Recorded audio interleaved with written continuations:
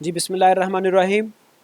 Lecturer computer science preparation के लिए हमारा ये डाटा स्ट्रक्चर्स के हवाले से ही सेशन चल रहा है। तो इससे पहले एक सेशन हम कर चुके हैं और ये दूसरे सेशन में हम कुछ और डाटा स्ट्रक्चर देखेंगे। तो स्टार्ट कर रहे हैं ट्री डाटा स्ट्रक्चर को।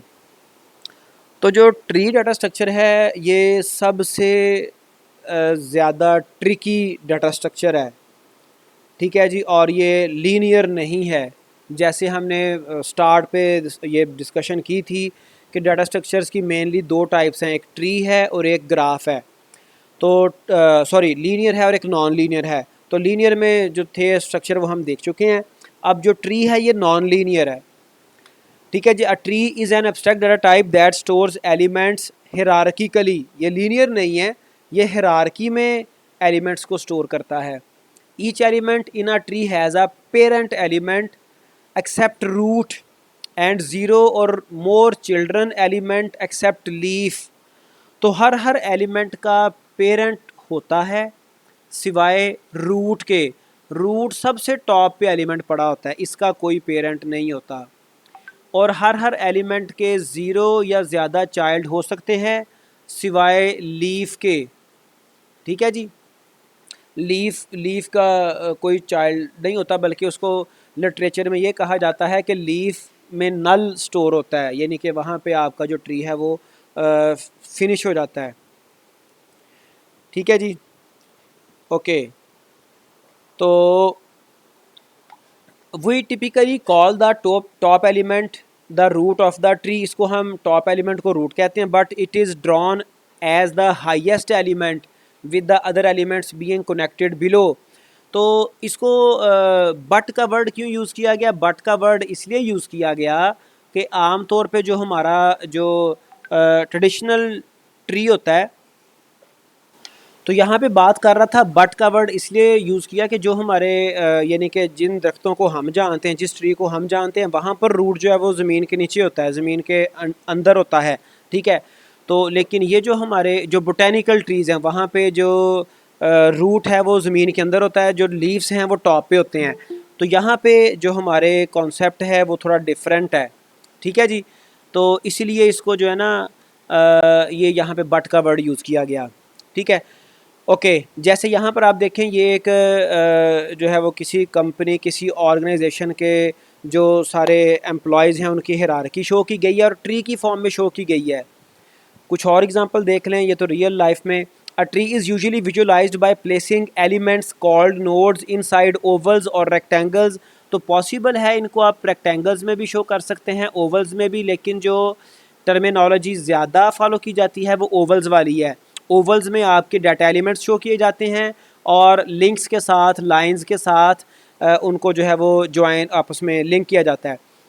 Nodes have connections between parents and children with straight lines called edges और links, ठीक है जी। जैसे ये देखें, अब यहाँ पर देखें इस एक डायग्राम में हम इस ट्री को डिस्कस करते हुए बहुत सारी मतलब इसमें कॉन्सेप्ट्स हैं, हम उसको with the passage of time understand करने की कोशिश करते हैं।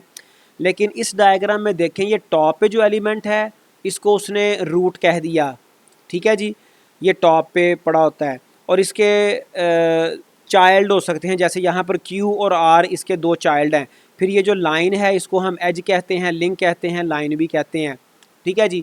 और ये जो P है इसको वर्टेक्स नोड भी कह सकते हैं। और ये जो इसकी P लिखा हुआ एक्चुअली ये वैल्यू है, P की जगह पे 3 भी हो सकता था, 4 भी हो सकता था, कुछ भी हो सकता था, ठीक है जी। फिर इसके लेफ़्ट और साइड पे दो हमारे पास इनको हम सब ट्री भी कहते हैं।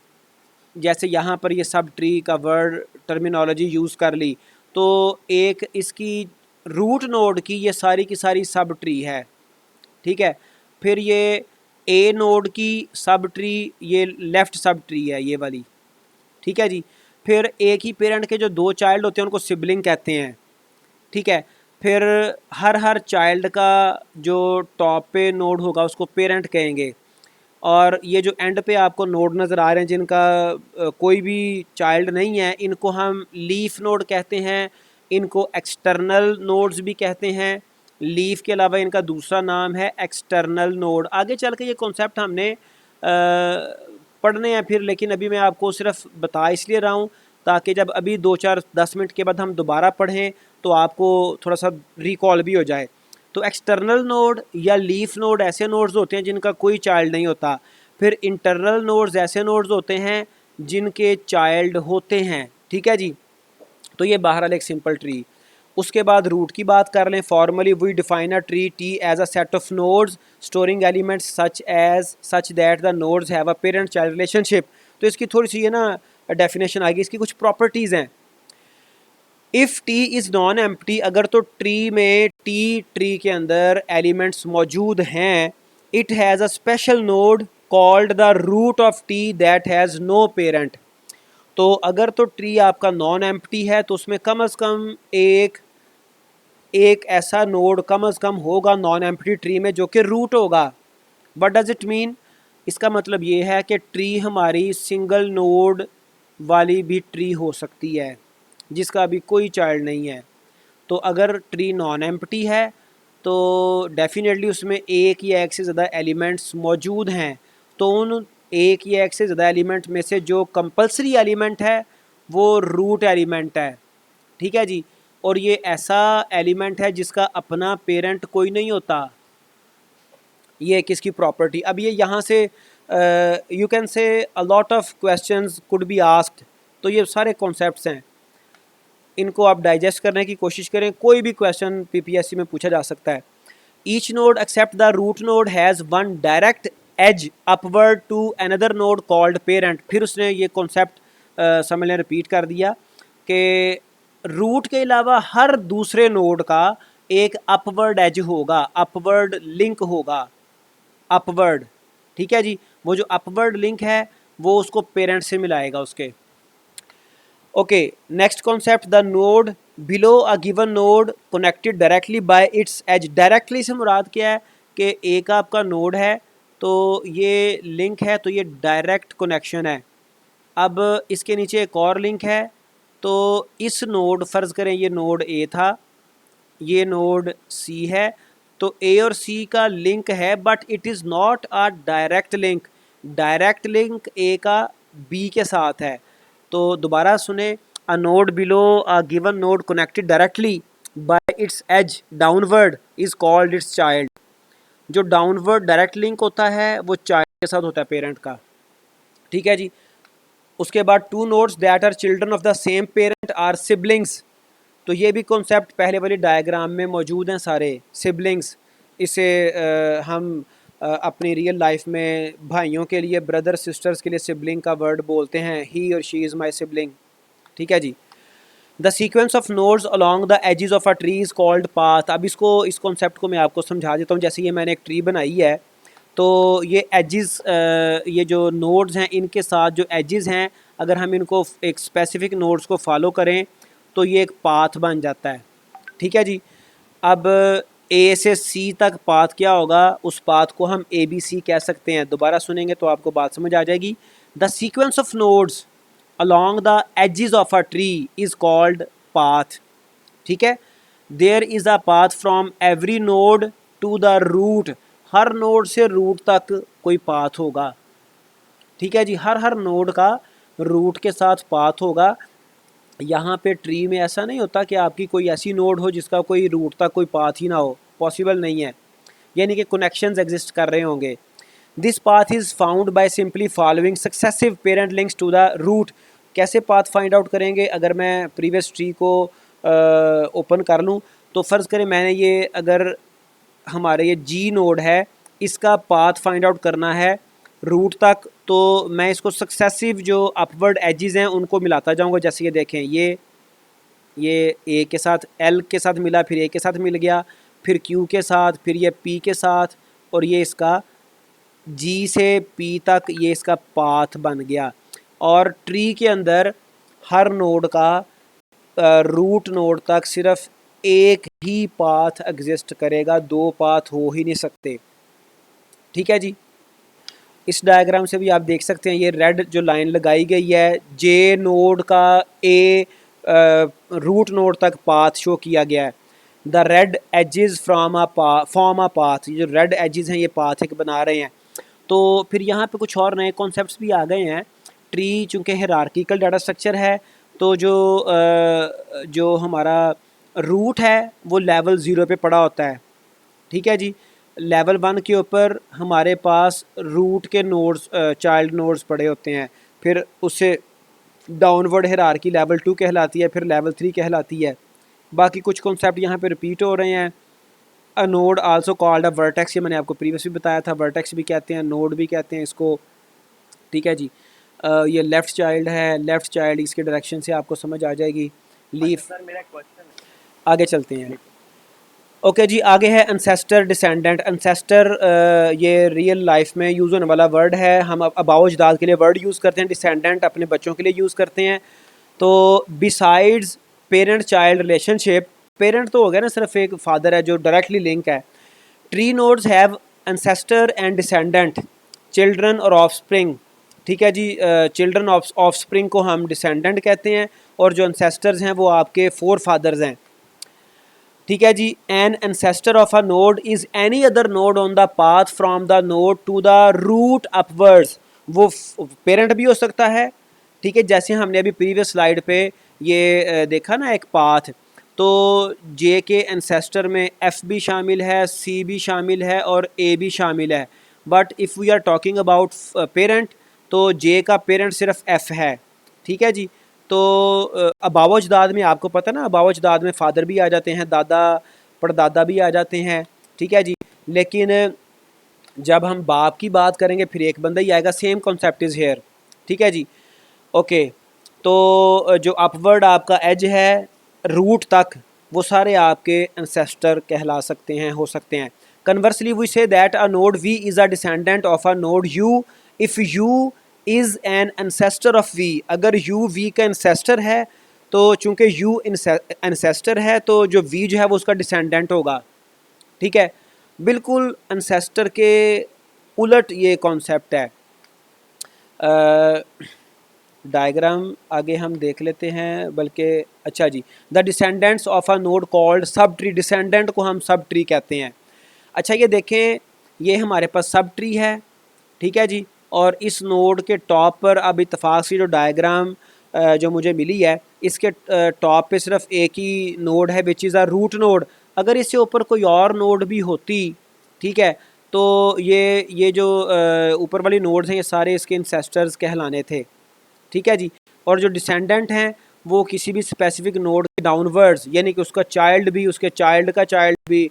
अगर हम अपनी रियल लाइफ में बात करें तो डिसेंडेंट में बेटा भी आ जाता है, डिसेंडेंट में पोता भी आ जाता है, पड़पोता भी आ जाता है, और अनसेस्टर में फादर भी आ जाता है, दादा परदादा वो मैं आपको बता चुका। और जो डिसेंडेंट है, डिसेंडेंट सब ट्री बनाता है, या डिसेंडेंट को हम सब ट्री कहते हैं। ठीक है, फिर हर नोड की बात कर लें आप, मैं एक और कॉन्सेप्ट आपको यहाँ पे क्लियर कर दूँ। ये रूट के राइट साइड पे सारा जो एरिया है ये राइट सब ट्री कहलाएगा। ठीक है जी, और ये जो रूट के लेफ़्ट पे सारा जो एरिया है ये लेफ़्ट सब ट्री कहलाएगा। फिर ये एक नोड की बात कर लें, इसको मैं कोई नाम दे देता हूँ, चलो एल लिखा गया है, एल एल नोड। इसका भी ये वाला जो एरिया है जिसको मैं हाईलाइट कर रहा हूँ, एन सर्कल कर रहा हूँ, ये वाला एरिया एल का लेफ़्ट सब ट्री है। ठीक है जी, और ये वाला जो एरिया है ये एल का राइट सब ट्री है। तो ये कॉन्सेप्ट आपके चलते हैं, आगे चलें। एक और डायग्राम में डिसेंडेंट दिखा दिए, एंसेस्टर दिखा दिए। बी का ancestor, sorry, ancestor of B जो ए है ये बी का एंसेस्टर है, और बी का जो डिसेंडेंट हैं वो मिलके सब ट्री बना रहे हैं। सो ऑन कॉन्सेप्ट उम्मीद है आपको समझ आ गया होगा। Okay, internal and external nodes मैंने आपको ट्री स्टार्ट करते वक्त भी बताया था। A node V is external if V has no children. अगर V का कोई चिल्ड्रन नहीं है तो वो एक्सटर्नल नोड कहलाएगा। एक्सटर्नल नोड को लीफ नोड भी कहते हैं। ठीक है जी, और इसको टर्मिनल नोड भी कहते हैं, इसके तीन नाम हैं। तो अ node V is internal if it has one और मोर चाइल्ड। अगर किसी नोड का कम अज़ कम एक चाइल्ड है तो वो इंटरनल नोड कहलाएगा। ठीक है जी, आप इसको यूँ भी सर दैट मीन्स ओके जी, इंटरनल एक्सटर्नल ये देख लें, यहाँ पर जितने भी आपको सर्कल नज़र आ रहे हैं ये इंटरनल नोड्स हैं। यहाँ से भी आपको क्लियर हो रहा है कि टॉप पे रूट पड़ा हुआ है, वो भी इंटरनल नोड कहलाएगा। फिर जो एक्सटर्नल नोड्स हैं उनको ये शो कर दिया रेड जो है वो बॉक्स के ज़रिए से, ये तकरीबन स्क्वायर बन रहा है। इंटरनल एक्सटर्नल हो गए। उसके बाद पेरेंट, चाइल्ड, एंसेस्टर, डिसेंडेंट, तो इस डायग्राम में आपको सारे ही नज़र आएंगे। और इस डायग्राम को अगर आप देखें, इसमें एक और नया कॉन्सेप्ट आ गया है फॉरेस्ट का। यहाँ पे मल्टीपल ट्रीज़ हैं, ठीक है जी। एक ट्री ये है, ये बिल्कुल सेपरेट ट्री है, और एक ट्री ये है, ये सेपरेट ट्री है, इनका आपस का कोई ताल्लुक नहीं है, तो इसको फॉरेस्ट कहते हैं। बाकी कॉन्सेप्ट्स काफ़ी सारे हमने देखे हुए हैं, इनको ज़रा अगर आप कैप्शन को देखते जाएँ तो आपको समझ आ जाएगी। यहाँ पे ना रैंडमली डिस्कशन की गई है, एंसेस्टर ऑफ 6 to 14 नोड्स। तो ये देखें, ये 6 से लेकर जो नोड 14 है उसका एंसेस्टर 22 है। उसकी वजह क्या है कि 6, 7, 8 का पेरेंट तो 17 हो गया, और इनका एंसेस्टर 21 हो गया, और इनका एंसेस्टर 22 भी हो गया। लेकिन लेकिन जो जो 21 है ना, 21 वो 13 और 14 का एंसेस्टर नहीं है।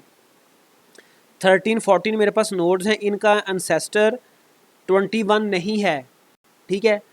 इनके 13, 14 के एंसेस्टर में 19 आता है जो कि एक्चुअली पेरेंट है और एंसेस्टर का पार्ट भी बन जाता है, ठीक है जी। और 22 13, 14 का भी एंसेस्टर है, 9, 10, 11, 12 का भी, 6, 7, 8 का भी। फिर पेरेंट नोड ऑफ 13, 14 ये तो बिल्कुल definite clear. Descendant of node 22, child of 19, leaf also.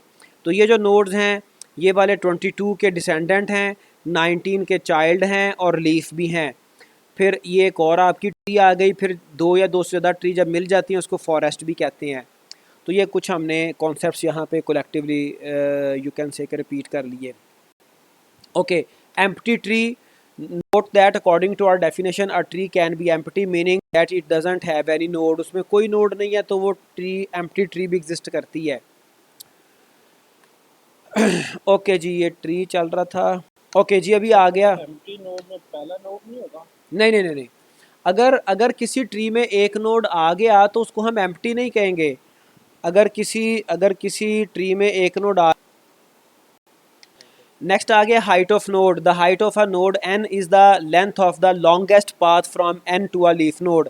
तो हाइट जो है किसी भी नोड की लीफ नोड से रूट नोड तक जो लॉन्गेस्ट पाथ होता है, और इसको कैलकुलेट कैसे करते हैं, वो usually talk about the height of a tree which is the height of the root node the longest path. तो जो ट्री की हाइट होती है ना वो किसी भी लॉन्गेस्ट पाथ से फाइंड आउट की जाती है।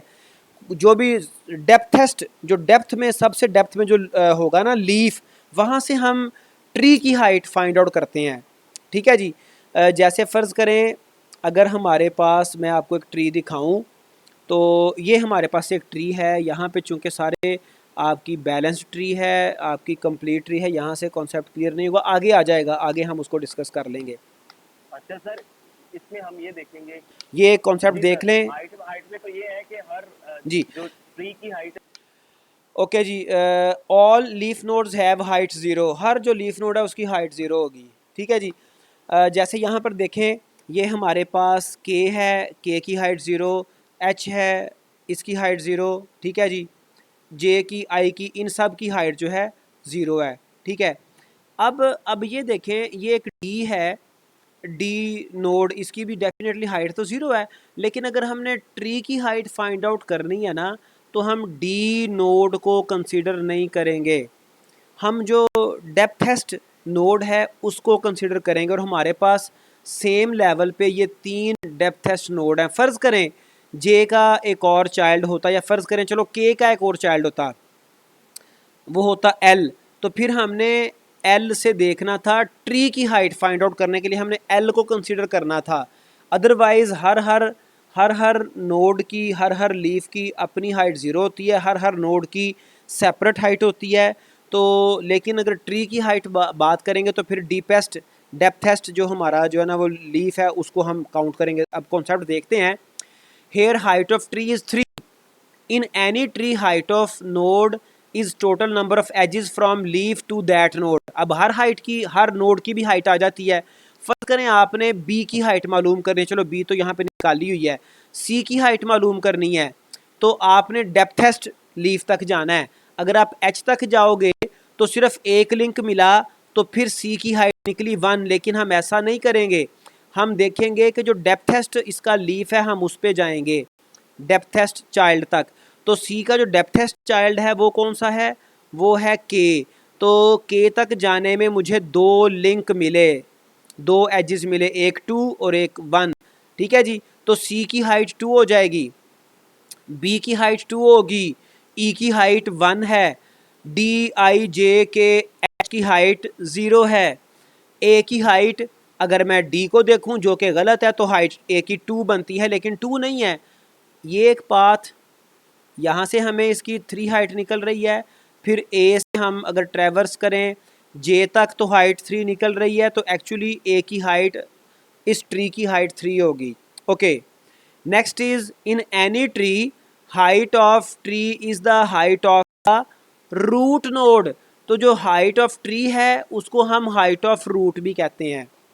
Now if you have any question you can ask. Okay जी, अब आ गया ट्री की डेप्थ और लेवल। जैसे मैंने आपको बताया कि 2 अपोजिट कॉन्सेप्ट्स हैं, एक हाइट है और एक डेप्थ है।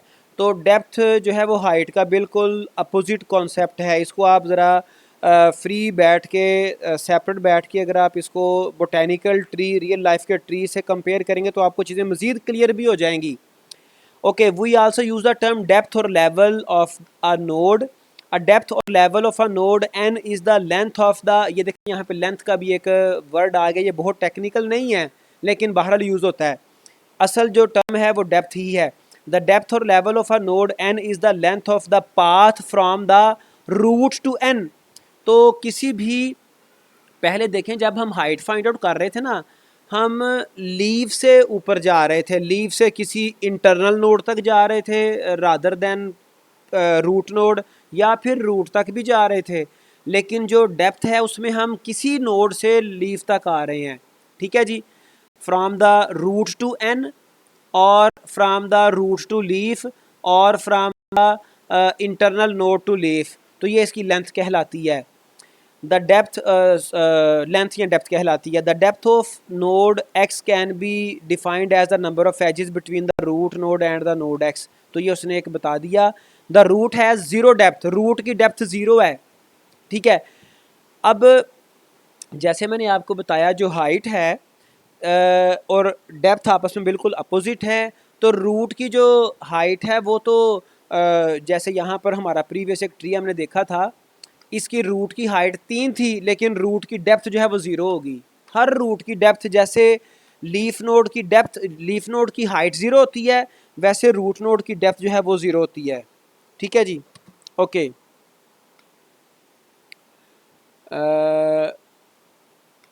जैसे यहाँ पर देखें हमारे पास दोनों कॉन्सेप्ट यहाँ पे कंबाइन कर दिए। ये रूट नोड है, इसकी जो हाइट है वो 3 है, चूँकि इसका डीपेस्ट एफ मुझे नज़र आ रहा है, चूँकि ये बड़े अच्छे से ट्री बनाए हुए हैं। लेकिन समटाइम ट्री की जो स्ट्रक्चर है वो थोड़ा कॉम्प्लेक्स भी हो सकता है, फिर आपको ज़रा ब्रेनस्टॉर्मिंग करनी पड़ेगी, देखना पड़ेगा, गौर करना पड़ेगा।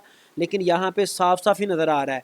तो ये रूट है, इसकी जो आपकी जो डेप्थ है वो एफ़ से कैलकुलेट होगी और इसकी सॉरी जो इसकी हाइट है वो एफ़ से कैलकुलेट होगी और इसकी हाइट 3 है। डेप्थ इसकी जो है वो 0 है।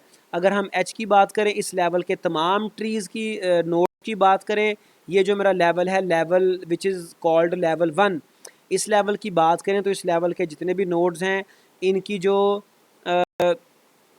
डेप्थ है वो 1 है।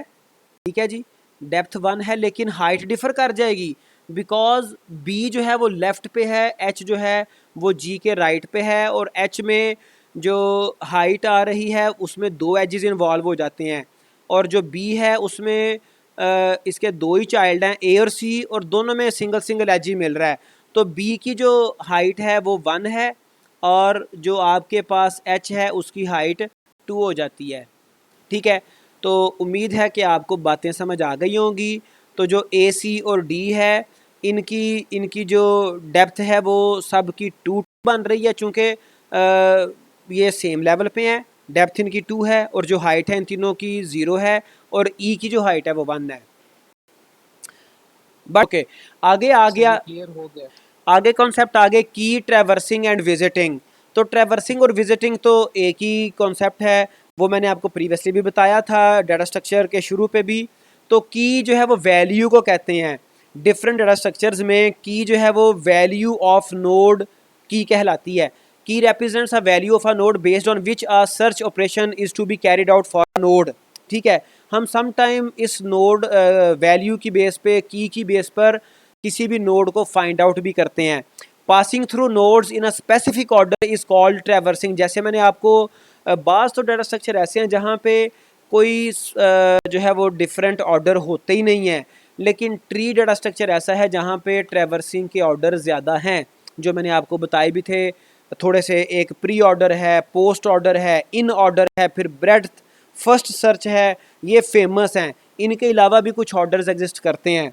तो अगर शॉर्टली, मुझे नहीं पता हमें टाइम मिलता है कि नहीं मिलता, लेकिन अगर शॉर्टली बात करें तो प्री ऑर्डर और पोस्ट ऑर्डर, इसमें जो जो थंब रूल है, जो मेन रूल है, वो आपका रूट नोड है। इन ऑर्डर में मैं ट्री अगर अपने सामने रख लूँ तो इन ऑर्डर में 3 आपको मैंने बताया ना, एक प्री बताया, प्री ऑर्डर बताया, ठीक है जी, एक बताया पोस्ट और एक बताया, अब मुझे या तो एंटायर अगर स्क्रीन हो जाती ना शेयर तो मैं यहाँ पे नोट पैड ही ओपन कर लेता। प्री और पोस्ट, और एक है इन ऑर्डर, ठीक है जी। तो प्री में क्या होता है, प्री में जो रूट है वो पहले आता है, ठीक है, और जो नॉर्मल बिहेवियर है वो लेफ़्ट टू राइट होता है। लेफ़्ट टू राइट इसका नॉर्मल ट्रैवर्सिंग होती है और जो रूट है वो पहले आ जाता है। पोस्ट में रूट बाद में आता है लेकिन ट्रैवर्सिंग लेफ़्ट टू राइट ही चलती है, बाद में पोस्ट का मतलब ही बाद में है। इनमें क्या होता है, लेफ़्ट पहले आता है और जो रूट है वो सेंटर, सॉरी रूट सेंटर में आता है, राइट सब ट्री या राइट चाइल्ड कह लो, सब ट्री का वर्ड ज़्यादा यूज़ होता है, राइट सब ट्री जो है वो बाद में आता है। तो आगे स्लाइड्स वैसे मौजूद हैं लेकिन मटेरियल भी आपको शेयर कर दूंगा, टाइम का मुझे आइडिया नहीं कि हम वहाँ तक पहुँचते हैं कि नहीं, ठीक है जी। Okay, passing through nodes in a specific order is called traversing. Checking the value of a node when control is on the node is called visiting. जब हम किसी खास नोड के ऊपर मौजूद हैं उसकी वैल्यू को चेक करना विजिटिंग कहलाता है। तो ये 3 कॉन्सेप्ट थे, की, ट्रैवर्सिंग और विजिटिंग का। और अब इसके मेथड्स आ गए। इसमें मैं आपको ज़्यादा नहीं टाइम लगाऊंगा। रूट है, पेरेंट है, रूट की वैल्यू देखने के लिए हम रूट देखते हैं, रूट फंक्शन कॉल करते हैं। पेरेंट फाइंड आउट करें, किसी भी नोड का पेरेंट फाइंड आउट करने के लिए पेरेंट फंक्शन। चिल्ड्रन, अब यहाँ पे वी भी दिया हुआ अक्सर फंक्शंस में ना, वी कोई स्पेसिफिक नोड है, ठीक है, किसी भी, जैसे यहाँ पे अगर मैं ट्री कोई ओपन कर लूँ तो किसी भी ट्री का कोई भी नोड वी कहलाया जा सकता है ना, जैसे ये है। तो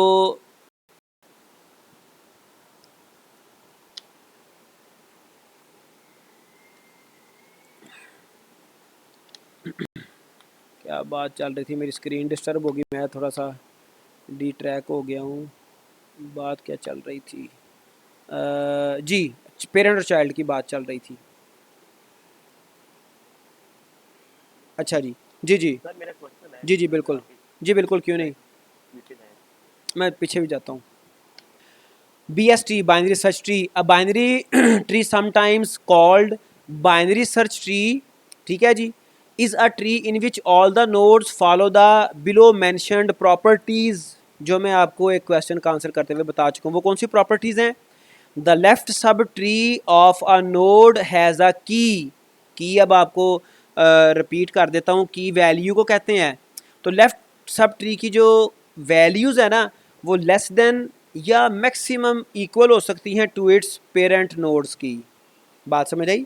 लेफ़्ट सब ट्री की जो कीज़ हैं उनके लेफ़्ट सब ट्री के नोड्स की वो पेरेंट से छोटी होती हैं मोस्टली। अगर बड़ा ही कोई केस आए तो उसके उसमें कोई बराबर आती है, वो भी उसकी भी कुछ कंडीशंस हैं, तो लेकिन लेस देन होती हैं या बराबर होती हैं। और जो राइट सब ट्री है, the right subtree of a node has a key greater than और equal to its parent nodes की। तो अब यहाँ से आप समझें BST के वाले से, तो ये जो आपने क्वेश्चन किया था, तो ये BST तो ट्री नहीं है ए तो ए की वैल्यू तो स्मॉलेस्ट है, ठीक है, तो लेफ्ट सब ट्री में भी बड़ी आ गई, राइट में तो है ही बड़ी। तो ये जो है ना कोई और ये जो है आपकी ब्रेथ फर्स्ट के टाइप की कुछ बन जाती है। ओके अब ये देखें इसको ज़रा आप अगर स्पेसिफिकली देखें तो हर नोड की आप बात कर लें तो आपको बात समझ आ जाएगी। ये 27 है, इसके लेफ़्ट साइड पे जो सब ट्री है उसकी तमाम के तमाम नोड्स की जो कीज़ हैं, जो वैल्यूज़ हैं, वो 27 से छोटी होंगी। 14 लेफ्ट साइड पे जितनी भी वैल्यूज़ आएंगी वो 14 से छोटी होंगी, ठीक है जी। 10 के लेफ़्ट पे कुछ भी नहीं है, लेकिन अगर कुछ होता तो वो 10 से छोटा होता लेफ़्ट पे। 19 के राइट पे कुछ नहीं है, होता तो बड़ा होता 19 से। 14 के राइट पे है और ये डेफिनेटली 14 से बड़ा है, ठीक है जी। तो 27 के लेफ़्ट पे सब कुछ छोटा आना है या मैक्सिमम बराबर आएगा। 20 साइड के राइट साइड पे बड़ी वैल्यूज़ आनी है या मैक्सिमम बराबर आएंगे। तो 27 से 35 बड़ा है। 37 की अगेन देखें, 37 के लेफ़्ट पे छोटी वैल्यू आनी है 35 के लेफ़्ट पे छोटी वैल्यू आनी 31 आ गई। 35 के राइट पे 42 आ गया जो कि बड़ा है। तो ये स्पेशल कंडीशन है BST बाइनरी सर्च ट्री, ठीक है जी। इसमें ये इसकी कंडीशन है जो कि यहाँ पे फुलफिल हो रही है। Okay thus binary search tree divides all its subtrees into two segments, the left subtree and the right subtree, and can be defined as left subtree is less than equal node is less than equal right subtree। ये इसकी equation को जो दो हमने condition लगाई थी उसको generally यहाँ पे डिस्प्ले कर दिया गया। ओके जी, ओके अब आगे इसके मेथड्स पे मैं टाइम नहीं लगाऊंगा चूँकि ये मेथड्स हमने। अब हम देखते हैं ट्री की applications. The following are the application of trees. ज़ाहिर बात है हर चीज़ की, जैसे हमने शुरू पे बात की थी डाटा स्ट्रक्चर, तो डाटा स्ट्रक्चर यूज़ होता है किसी डाटा को एफिशिएंटली जो है ना वो स्टोर करने के लिए, रिट्रीव करने के लिए। तो वो जो एफिशिएंटली स्टोरेज रिट्रीवल है वो डिफरेंट सिचुएशंस में डिफरेंट रिक्वायरमेंट्स होंगी और वो डिफरेंट रिक्वायरमेंट्स डिमांड करेंगी ख़ास किस्म का डाटा स्ट्रक्चर। तो अब वो कौन सी सिचुएशंस है जहाँ पे हमें ट्री इस्तेमाल करना होता है, तो उसमें स्टोरिंग नेचुरली हिरार्किकल डाटा। अगर कोई डाटा हिरार्किकल है उसके लिए मैं डिटेल में नहीं जा रहा चूँकि आगे बड़े इंपॉर्टेंट चीज़ें आ रही हैं, कॉन्सेप्ट्स, मैं इसको जो है ना वो बस पास कर रहा हूँ। ऑर्गेनाइजिंग डाटा, ठीक है जी। डाटा को अगर आपने ऑर्गेनाइज करना है, फिर एक ट्राई है special kind of tree that use to store the dictionary वगैरह स्टोर करने के लिए। फिर हीप है, हीप के लिए heap is also a tree data structure implemented using arrays. It is use to implement priority queue. तो जो हमने देखी थी एक क्यूज़ की टाइप्स, उसमें प्रियोरिटी क्यू थी, तो हीप उसमें यूज़ होता है प्रियोरिटी क्यू को इम्प्लीमेंट करने के लिए। तो ये उसकी एप्लीकेशंस हैं। फिर इसके अलावा बी ट्री और B plus tree which is balanced trees, ठीक है जी। इंडेक्सिंग के लिए यूज़ होती है डाटाबेस में। राउटिंग टेबल के लिए हम ट्री को यूज़ करते हैं। और उसके अलावा ये अभी मुझे एक मिल सकते हैं। ओके, टाइप्स ऑफ ट्रीज़ आ गई। जनरल ट्री जो हम अब तक डिस्कस कर चुके हैं। बाइनरी ट्री जो शुरू की हुई है। बाइनरी सर्च ट्री डिटेल में अभी जाएंगे हम, उसके कुछ इश्यूज रहते हैं। AVL ट्री ये साइंटिस्ट के नेम्स के ऊपर रखी हुई है ट्री। AVL ट्री यहाँ तक हम पहुँचेंगे नहीं, ये आपको इस सेशन में नहीं पहुँचेंगे, ये आपको चैनल से देखना पड़ेगा, यूट्यूब चैनल से। फिर रेड ब्लैक ट्री है, स्प्लेट ट्री है, ट्रीप है which is combination of tree plus heap, trip कहलाएगा। बी ट्री है, बी प्लस ट्री है, जो आपको मैंने बताया कि इंडेक्सिंग के लिए यूज़ होते हैं। ओके, जनरल ट्री जो हमने डिस्कशन की वो हमारी जनरल ट्री है, जो वो आपको सारे मैंने कुछ इसके प्रॉपर्टीज़ बताई थी, ठीक है जी। उसके बाद बाइनरी ट्री भी हम देखी है हमने, जो जिसके दो नोड्स आते हैं, ज़ीरो भी हो सकता है, वन भी, ये मैं डिस्कस कर चुका हूँ। ओके, अब मैं स्पेसिफ़िकली BST के कुछ जो प्रॉपर्टीज़ हैं वो आपसे डेफिनेटली डिस्कस करना चाह रहा हूँ जी। ये प्रॉपर्टीज़, अब ये जो प्रॉपर्टीज़ है ना ख़ास तौर पे ये अक्सर PPSC के MCQs में आ जाती हैं। Some property of binary tree are as follows, जो कि हमेशा उसमें पाई जाती हैं। At each level of I, the maximum number of nodes is 2 power i. Maximum binary tree में किसी भी लेवल पर जो नोड्स हैं, आई से मुराद है लेवल। हमने देखा था प्रीवियसली कि जो रूट नोड है उसका लेवल कितना है जी, उसका लेवल है 0। रूट नोड का आगे डायग्राम आ जाएगी, मुझे यहाँ पे मैं टाइम ना लगाऊं तो आपको बता देता हूँ। ये देखें, रूट नोड पे लेवल 0 है, तो यहाँ पे 2 पार 0 1 नोड पड़ा हुआ है। लेवल 2 पे आ जाएं, लेवल 2 पे लेवल 2 से मुराद है कि आई की वैल्यू 2, 2 पार 2 4। लेवल 2 पे मैक्सिमम नंबर ऑफ नोड्स 4 हो सकते हैं, ये इसकी एक प्रॉपर्टी है। Eight each level of I the maximum number of nodes is 2 power आई। ये जहन में रखें, MCQs आ सकता है। ये सारी प्रॉपर्टीज़ आगे जो है सारा हमारा सेशन, उसमें ये समझ लें कि पीछे भी ऐसे ही था। ट्री मैं कहता हूँ सबसे जो है ना वो डायनामिक टाइप का और बड़ा डेप्थ वाला टॉपिक है, लेकिन ये वाले कॉन्सेप्ट्स बड़े डेप्थ वाले हैं। Okay, as the height of the tree is defined as longest path from root to leaf. ठीक है जी, the tree has a height 3, height equal to 3। इस ट्री की जो हाइट 3 बता दी है, हम पहले बातें खैर डिस्कस कर रहे हैं। यहाँ पे पते की बात वही थी, minimum number of node at any level. Therefore the maximum number of nodes at height 3 is equal to nodes at level 0 plus nodes at level 1। अब यहाँ पर overall number of nodes maximum भी हम कैलकुलेट कर सकते हैं। तमाम जो हमारे पास लेवल पर मैक्सिमम नोड्स आती हैं उनको हम जमा करें तो लेवल 0 पे 1 आनी है 2 पार 0, लेवल 1 पे 2 नोड्स आ सकते हैं मैक्सिमम 2 पार 1, और लेवल 2 के ऊपर 4 नोड्स आ सकते हैं 2 पार 2, और लेवल 3 के ऊपर 8 नोड्स आ सकते हैं 2 पार 3। तो हमारे 3 हाइट वाले ट्री की जो मैक्सिमम नंबर ऑफ नोड्स हैं वो कितने हो जाएंगे, 8 जमा 4 12 जमा 2 14 और 1 15। तो हाइट 3 वाले ट्री में मैक्सिमम नंबर ऑफ नोड्स 15 हो सकते हैं। ठीक है जी, 2 power 0 plus 2 power 1 plus 2 power 2 2 power 3 15। In general the maximum number of nodes possible at height h is 2 power h plus 1 minus 1। तो अगर ये जो हमने डिटेल से डिस्कस किया है इसको आप देखें तो 2 पार 3 प्लस 1 कि 2 पार 4 हो गई। 2 पार 4 क्या हो जाएगा, 2 की ताकत 4, 2 ज़रब 2 4 ज़रब 2 8 ज़रब 2 16। 16 जब निकल आएगा उसमें से हमने 1 माइनस करना है। होगा ना जब आप फुल BS मजीद डिफाइन कर दिया।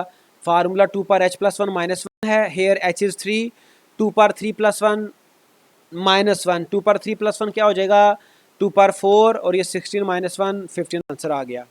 ठीक है जी, तो ये हो गया। उसके बाद ये इसको उसने डिटेल में बता दिया। मैं अगली प्रॉपर्टी पे चलता हूँ, किसी पे मिनिमम नोड्स, जैसे अभी क्वेश्चन भी आ गया था एक, तो मैक्सिमम नोड्स तो हम 2 पार h प्लस 1 माइनस 1 से काउंट करते हैं, और किसी भी हाइट के ट्री की अगर हमने मिनिमम नोड्स फाइंड आउट करने तो हाइट प्लस 1 करेंगे, जैसा कि मैंने यहाँ पे आपको बता भी दिया था वो एनसर्कल करके एक एरिया को। तो ये देख लें हाइट 3 है और मैक्सिमम जो मिनिमम नोड्स हैं वो 4 हैं।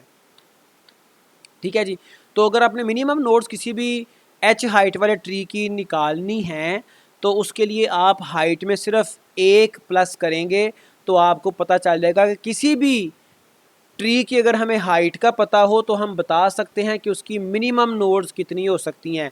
और ये जो ट्री है ये जो है वो स्लांटेड ट्री होगी, first edge, second edge, third edge, fourth edge, हम एज कैलकुलेट करते हैं।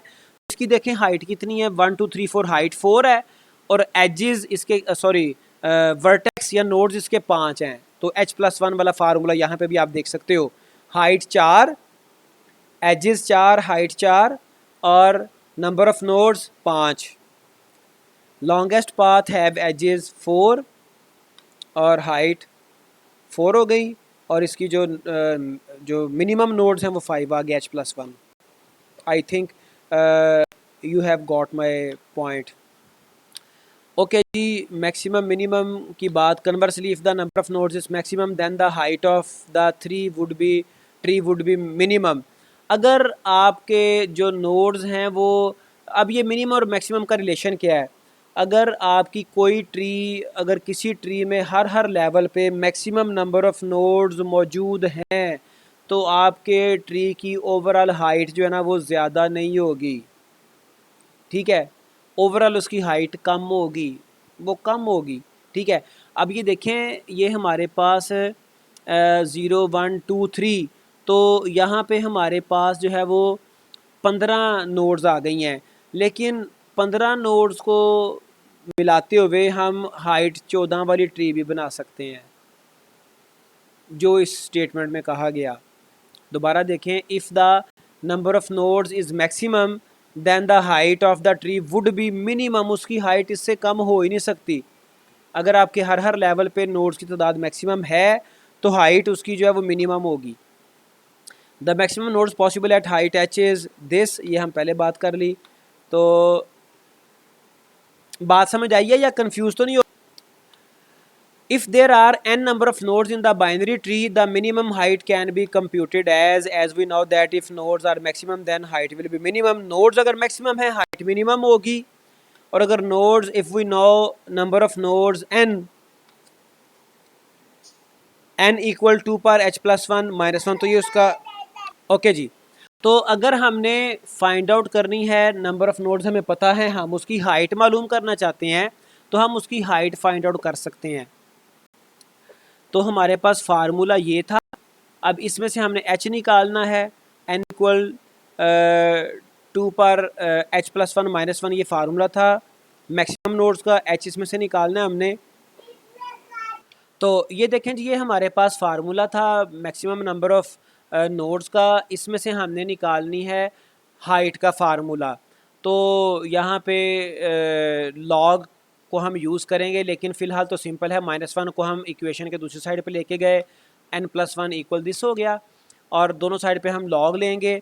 ठीक है जी, तो लॉग बेस 2 हमने ले लिया, और लॉग बेस 2 का फार्मूला है जो है वो उसको हम यूज़ करेंगे। तो ये देखिएगा यहाँ पर जो लॉग बेस 2 और जो 2 की पावर में जो वैल्यू होती है, लॉग बेस 2 और 2 आपस में कैंसिल हो जाते हैं, h+1 जो इसकी पावर होती है वो बच जाती है लॉग अगर अप्लाई करें। तो हमने लॉग अप्लाई किया, इसको मैंने मज़ीद एक्सप्लेन भी किया हुआ है। तो हाइट इसकी निकल आएगी if we know the number of nodes, तो उसकी हम हाइट निकाल सकते हैं। तो लॉग का ये कॉन्सेप्ट मैंने क्लियर कर दिया। लॉग बेस 2 ऑफ 1 क्या होगा, लॉग बेस 2 2 पर 0। हमें डेफिनेटली फाइंड आउट करने के लिए अपनी वैल्यू को 2 की पावर में जो है वो बनाना होता है, 2 की पावर में लिखना होता है। 1 को 2 पर 0 लिख सकते हैं, तो आंसर इसका 0 आएगा। 2 को हम 2 पर 1 लिखेंगे, तो जो पावर में वैल्यू आएगी वो आंसर आना है। ठीक है जी, तो लॉग बेस 2 और 4 को हम 2 पर 2 लिखेंगे, तो जो पावर में था 2 वो आंसर आ गया। ठीक है जी, तो ऐसे ही यहाँ पर भी सेम हुआ कि लॉग बेस 2 हमने अप्लाई किया, तो 2 की पावर में h+1 था, h+1 यहाँ पे बच गया। ठीक है जी, और फिर उसके बाद हमने क्या किया जी, +1 को दूसरी साइड पे ले गए, तो h की वैल्यू निकल आई, h equal log base 2 n+1 -1। तो ये इस फार्मूले से हम अगर हमें नंबर ऑफ़ नोड्स का पता है तो हम हाइट को फाइंड आउट कर सकते हैं। ये फार्मूला समटाइम इस तरह के जो प्रॉपर्टीज़ हैं वो MCQs में पूछी जा सकती हैं। Okay, the maximum height can be computed as we know that n equal h+1। Maximum height किसी भी ट्री में अगर हमें नंबर ऑफ़ नोड्स पता है तो उसकी मैक्सिमम हाइट क्या हो सकती है। तो हमने ये कहा था कि अगर किसी ट्री की हाइट हमें पता है, उसमें एक जमा करेंगे तो मैक्सिमम उसकी नोड्स आ जाएंगी। अब हाइट फाइंड आउट करनी है तो h इक्वल n-1। अगर फ़र्ज़ करें किसी ट्री में 10 नोड्स हैं, हमें पता है, तो हमसे ये पूछा जाए कि इस ट्री में जिसकी नोड्स 10 हैं उसकी मैक्सिमम हाइट क्या हो सकती है। तो हम इसमें से -1 करेंगे और हम कह देंगे जी कि इसकी मैक्सिमम जो हाइट है वो 9 हो सकती है। ठीक है, अगर नंबर ऑफ़ नोड्स 7 है, मैक्सिमम हाइट क्या हो सकती है, -1 6 एंड सो ऑन। ठीक है जी, ये आगे चल के मज़ीद कॉन्सेप्ट क्लियर हो जाएगा। ओके, अब इसकी टाइप्स आ गई, जो बाइनरी ट्री जो हामिद भी बार बार पूछ रहा था। एक आपकी टाइप है बाइनरी ट्री की टाइप्स में full, proper, strict binary tree, फिर कंप्लीट बाइनरी ट्री है, परफेक्ट बाइनरी ट्री है, डीजनरेट बाइनरी ट्री है, और बैलेंस्ड बाइनरी ट्री है। तो जो डीजनरेट बाइनरी ट्री थी, जो स्लांटेड भी उसे कहते हैं, जो हमने देखी है, जिसमें नंबर ऑफ़ नोड्स कम होती हैं, हाइट उसकी ज़्यादा होती है। ठीक है जी, वो डिजेनरेट ट्री